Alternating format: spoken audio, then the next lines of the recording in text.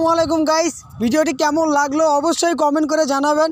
আর হ্যাঁ, ভালো লাগলে তো অবশ্যই লাইক করবেন। এই ভিডিওতে কম করে হলেও একদিনে 5,000 লাইক চাই।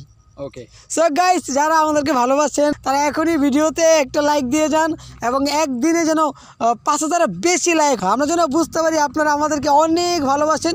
সো গাইস, দেরি না করে এখনই ভিডিওতে লাইক করুন, কমেন্ট করুন।